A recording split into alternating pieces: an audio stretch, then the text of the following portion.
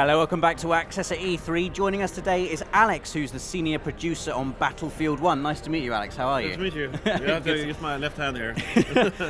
Battlefield 1 then. Shooters over the last few years have been pushing kind of further and further into the future for their settings. We've come back to World War I now. Can you just tell us what was behind that decision? Why are we back here now? So coming out of the last game we made, we really knew that we wanted to do something different. We wanted to challenge ourselves, we wanted to challenge the players a little bit. So basically that was the kind of core idea when we started making the game. As a parallel thing to that, there has been this idea running around the office for many, many years. A few people that really wanted to make a World War I Battlefield game.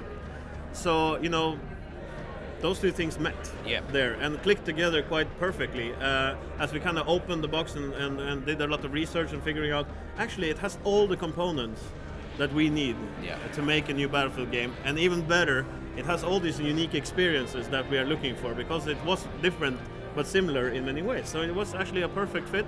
It was a classic moment of the right idea at the right time moment, and it was a creative decision which I'm really happy that we took. And obviously, the combat in more futuristic shooters is quite, you've got drones, you've got kind of night vision goggles, red dot sights. It's all quite far away and impersonal. But World War I, the combat was very up close and intense. Has that changed? Has the setting changed the gameplay at all? The kind of the feel of the game and how the combat works? Will players be feeling different? Playing Battlefield 1 to playing Battlefield 4, for example? Yes, so obviously, yes. I think that we are leaning into creating experiences that the setting allows us to do. So there's like these all unique vehicles, like the tanks, for instance. They're very different. They play very differently. There's new types of planes that play quite differently. So absolutely, that's what I talked about. Taking the opportunities that lies in this setting and kind of embracing them and bringing those new gameplay opportunities. That's what excites me. So that's what we kind of did here, and that's what that's what we have on the show floor as well. And the kind of Battlefield's always been known for incredible, massive, kind of huge scale multiplayer experiences, and we've got 64-player multiplayer battles on PS4. Kind of what does the World War I setting offer to the multiplayer battle experience that is different to Battlefield 4, for example? I guess kind of the environments you're fighting in, they're not going to be urban areas. It's going to be way different to what we've experienced before. So what's important for us that when we build a Battlefield game, we're going to try to build as varied of experiences as we can. So everything from the huge open landscapes, the all-out war with lots of tanks, planes, everything happening at the same time, everything down to the smaller, tighter urban maps. So we will be fighting in the streets of France and the villages of France, which is more infantry focused, and everything in between. Again, we're trying to kind of paint all different kinds of gameplay experiences and make sure that all maps are unique in their own sense, and the way that they're being played is different. To give you that complete Battlefield type of experiences that I think our players really want and crave for us. And Battlefield's also known for having very awesome destructible environments as well. How is that going to play out with Battlefield 1? How destructible are these environments going to be?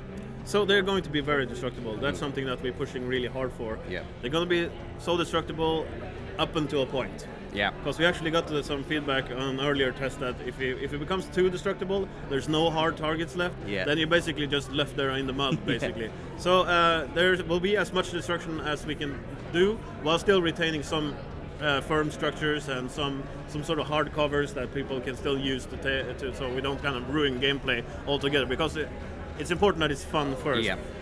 But obviously, taking down houses and doing, running through walls or whatever you want to do, and use destruction to your advantage. That's important. And on top of that, there's a bit more of a focus on the terrain destruction this time around. You can generate quite big craters by huge explosions, and which is fun. You can use for cover or whatever you want to use them for, and it also generates some new gameplay opportunities as well. And I'll go into the kind of the vehicles in a sec and how they feed into that whole destruction kind of thing. But also, you mentioned like a variety of experiences, and obviously World War I, you had like the trenches as well. Are we gonna be experiencing something like that? Are we going to be experiencing kind of up close, personal, hand-to-hand combat, as well as flying around in planes, blimps, tanks, and that kind of thing? Yes, so absolutely. So we're leading we're leaning into a bit more of a melee focus this time around. So going up and close, there should be more alternatives for you to do. So, for instance, we have the new bayonet charge, Yep. which should close the distance and take out the targets if you kind of decide to charge against them. So you get some bit of extra speed going in there. And there's all kinds of new melee weapons that you can choose. And the cool thing about this is that they have different type of effects on the world. So you might have a mace that you can use, a trench mace that you might have seen. Now this is a blunt type weapon. Now that will have some effects on the board, like it's really good for opening doors or whatever. Yeah. And then you have sharp objects like the hatchet or like a shovel. They were actually sharpened at the edge. That's how they were used. So those are kind of more sharpened objects. So they will act a little bit differently on the world itself. And there's more as well on top of that, more cool and unique weaponry that was used. We really want people to kind of choose their melee weapon as a gameplay choice that they're doing, like they're choosing their main weapon and the gadgets. The melee weapon should also feel like a gameplay choice that they choose to make. Yes. And going back to the vehicles then, because getting in vehicles has always been something that I've really enjoyed doing in Battlefield games, getting in tanks, getting in planes. Obviously we've got biplanes and we've got blimps and we've seen armoured trains in the trailer. Can you just give us an example of some of the different vehicles you can use and kind of delve a bit deeper into what you can do with them? And are we going to see like specific modes, for example, like a dogfighting mode with just airplanes in it or something like that? So we have some really unique vehicles. It was again one of the reasons why we chose to go here. So, for instance, what we're playing here on the show floor here is that we have an FT-17 tank. Mm-hmm. So this is a small tank. It's a one-person tank that you sit in, and basically acts like a light tank type vehicle. You have the Mark V. Now this is a British tank that they created. This is a tank where you, as a driver, don't control the guns. Okay. You have to bring some buddies along that control the guns on the side of the gun of the tank that has kind of 180 degrees, so you can shoot in both directions. And then you have an A7V. This is a huge tank, and you can basically bring your whole squad along in this tank. So this is slower, but it's heavy, and it's pretty good for barging in on objectives and kind of taking out people, because you basically have guns all around it, which is pretty interesting. Again, this is what we really liked about this setting, is that we can create new gameplay around these vehicles rather than just having like a formulaic setup of tanks that has been perhaps a little bit in the past.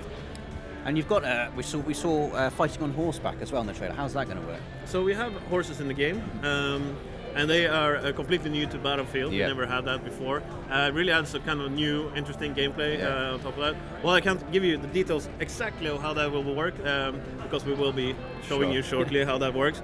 I think it's going to be really cool and interesting to see what the players will do with it. Awesome. And my final question was just about, we've seen in Battlefield 4, I think it was called Levolution, where kind of maybe halfway through a battle, an event would occur, like a storm would kick in, or Paracel storm, the ship would come in, or like a dam would burst and an area would get flooded. But for Battlefield 1 we have dynamic weather, and it can change kind of whenever it wants, basically. How can that, can you give an example of how a weather change in the middle of a battle could drastically affect the tactics you use and how the battle flows? Absolutely. So weather will change while you play during a battle. What we want to get to is that we want you to react to the changing conditions around you all the time. So an example of that would be to say maybe you like to be a sniper, and you sat there in the windmill. You can see far in all directions, and you can try to take out targets in all directions. Now, fog comes rolling in. Now your tactic won't be as applicable anymore, as you probably won't see people as far. So now you kind of need to bring things in a bit closer.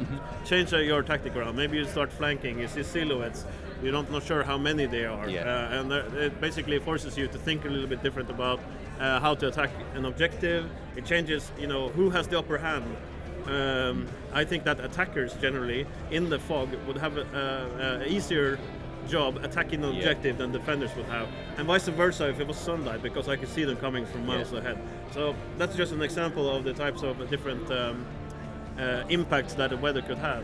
You can't spot people far away and stuff like that. So we want people to kind of change to the conditions around them and really use them to their advantage.